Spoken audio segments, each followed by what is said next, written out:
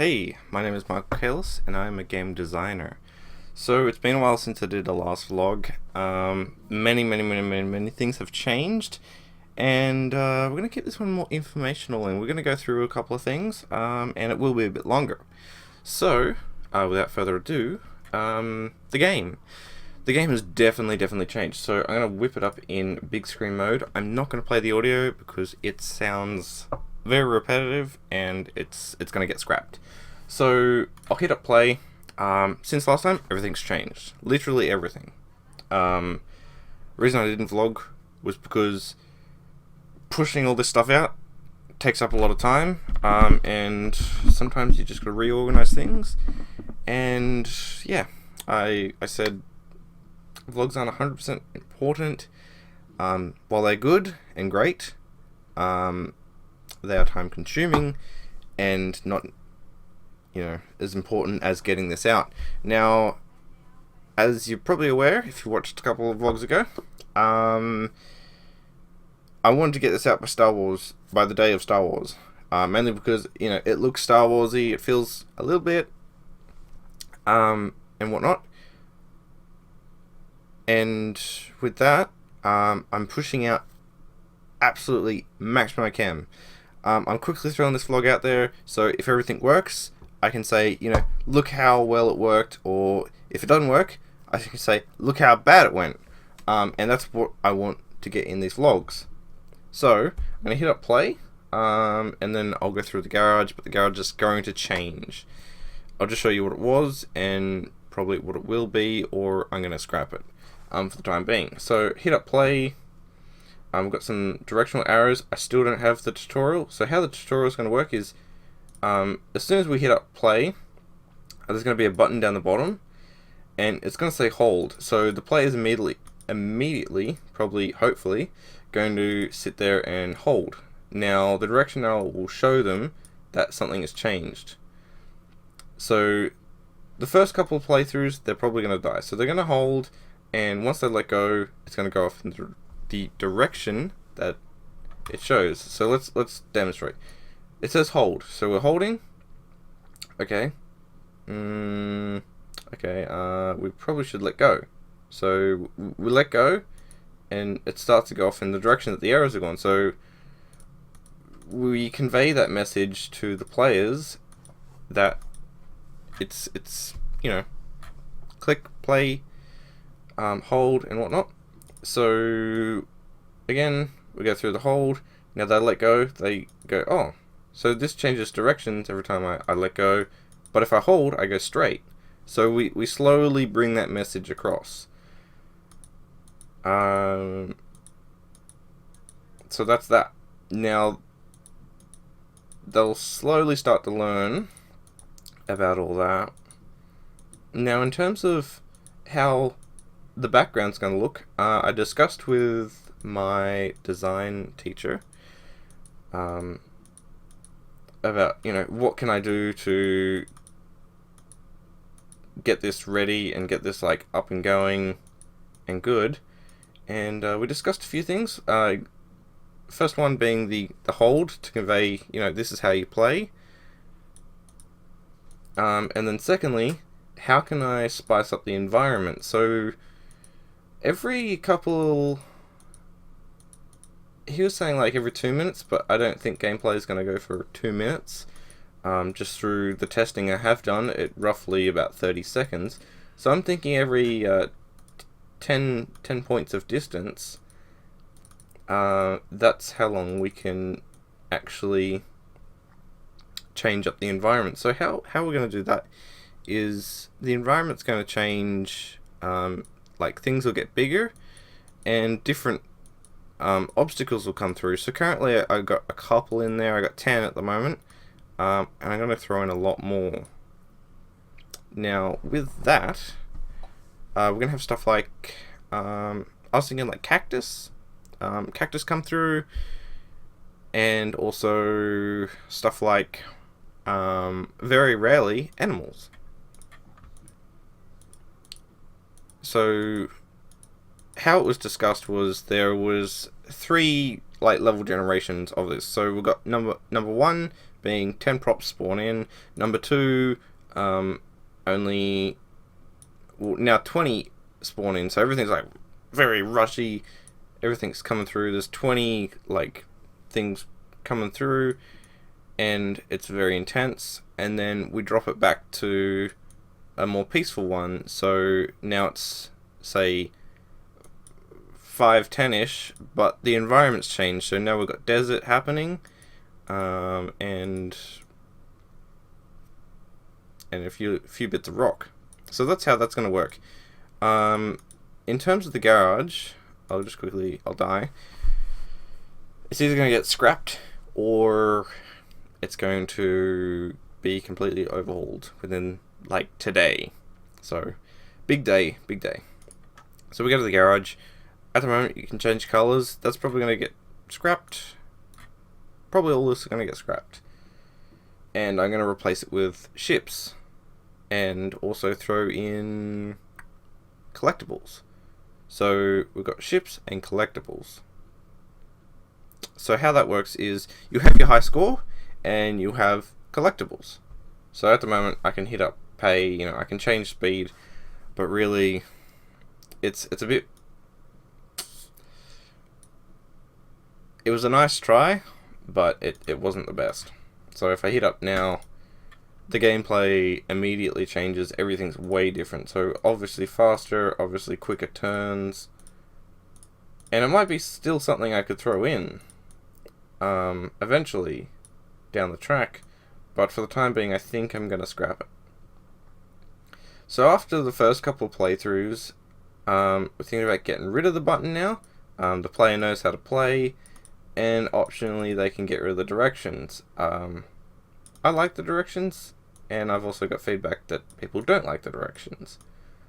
It's also, within the first couple of tests that I did, people were actually, they were clicking on the arrows to change direction. Now that was my bad. And as I said, we discussed that with the design teacher, and immediately he said, button down here, and that will get rid of that.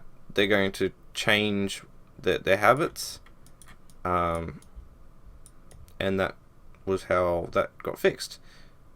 In terms of the camera, I like it where it is.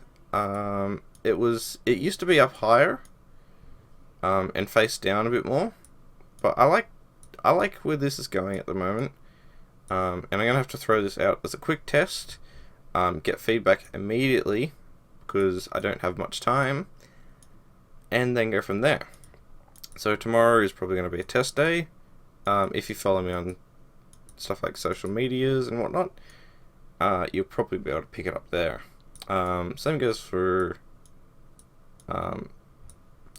just on my social media, Twitter. Jump on there, and usually, pretty sure my last couple of ones have been on there. So, that is what's going on so far. Now, some of the other stuff that probably no one ever talks about, and it's very rare to find information on, is how am I going to market? And how am I going to actually earn anything from this? Did a little exercise last night in the class. So first off, some of the ways that you can actually earn money. Obviously ad revenue, free to play with microtransactions, paid model with updates, and we've also got advertising with cross promotional. So if I make this game, I make a second game, I can say, pop up an ad in this, look at this game, but this game is also my other game. I know a game company, SMG, they do it. They've got one more line, and I forgot the other one. Tap Dash? No, that's a different one. Either way, they do it. They say, look at our game, and open their other app. Look at our other game that you probably just already played. And then we've got paid game, paid DLC, and ad removal fees. I'm probably going to go with, for this, I'm going to go with ad revenue, free to play with microtransactions. It's very common that you see this going on these days for particular mobile games. And how I've explained it in the example there is, player has 19 wrenches, could be totally something different in the end. They require 30 to buy a new ship. Now they can pay 25 to get 99 cents worth of additional wrenches and get this ship. Or they can play another 5 to 10 plays and get this ship. So that's how that works. And it's hopefully it goes well. And in terms of how am I going to get this out there, as I said there, I'm going to try and release it hopefully actually before Star Wars, mainly because the target market is there and I want to try and capture that as soon as I can. I'm going for a word of mouth and also social media attempt. I'm not going to throw like $500 and say like, Google, advertise me immediately, go. I need this like out there. I'm not going to do that. I don't have that kind of money. So how this is going to work is, it's going to be hopefully Thursday, just before the movie's released. Hopefully as early as I can, because America will be on Wednesday. Thursday's when it happens here. And hopefully I can capture the audience then. Spread it out on social media, get as much people as I can, and go from there. So just throw a message on social media, like a group of Star Wars fans, say, here's a game I made, it's like a pod racer, and you got to get as far as you can. It reminds you of those original, episode 1 pod racing, and hopefully capture them there. I know I'm probably going to get there's going to be a lot of good, a lot of hate. Oh, yeah, it's going to happen, and I know it. And you just got to expect those things, really. So that's how that's going to work. After that initial, here's what happens. I'm going to look at what comes through. Everything is monitored. And speaking of monitored, the last couple of playtests that I did, they were also monitored, and I got results. So if I jump over to here, I was monitoring it through Google Analytics. It's super useful. If you aren't using it in your game, use it. Definitely. I don't know how the hell this happened. Some Russians did their magic and screwed over my game. But nonetheless, how many people opened the app and got to the title screen? 212. This is just through testing. So that's week 1 of testing. Or is it? I think that changed because my initial testing data was like out.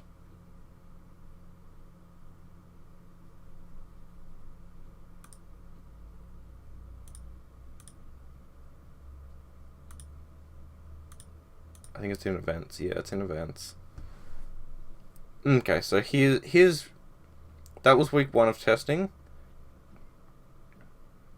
and I had 102. So that's how many people initially opened it. Then the next day, 91. Now these aren't individual people. These are, they can be the same people, and I'm pretty sure I only had it's like 19, 19 people played, but they opened it a total of 250 times based on all the stats. Now this goes over, so day 1, 5 users, 4 users, 4 users, 5 users, and it continues, and it slowly, even the last couple of days, so what, Friday, someone opened it. And this is just a test build. Sunday twice, and none for Monday.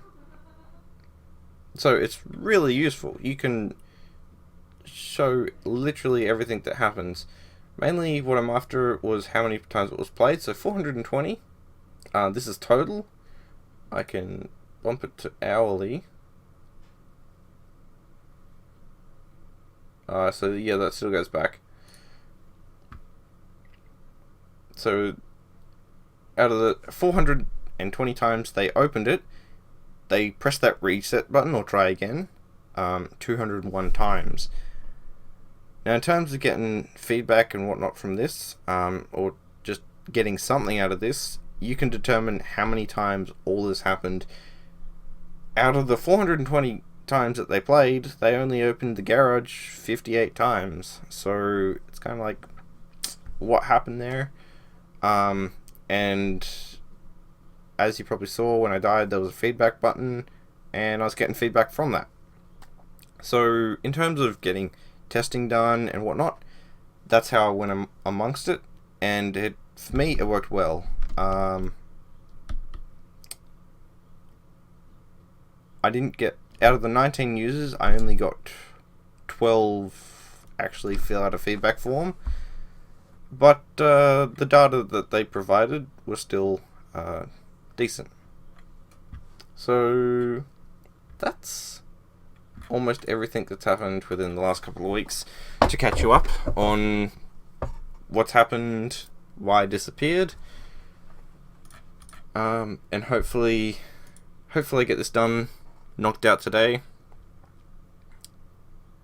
have those generations happen, have those extra stuff happen. Don't know what I'm going to do with the garage. Really need to find out.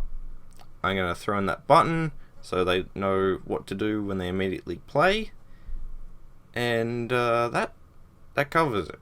In terms of sound, I need to do something about that. I didn't play the sound because it was horrible. And that leaves it there. That's everything for now. And thank you for watching if you've got this far. I'm going to say leave a like. If you got this far, it really helps me know that somebody is watching and it's useful. And it encourages me to keep going. So, without further ado, thanks for watching, and I'll see you next time. Bye.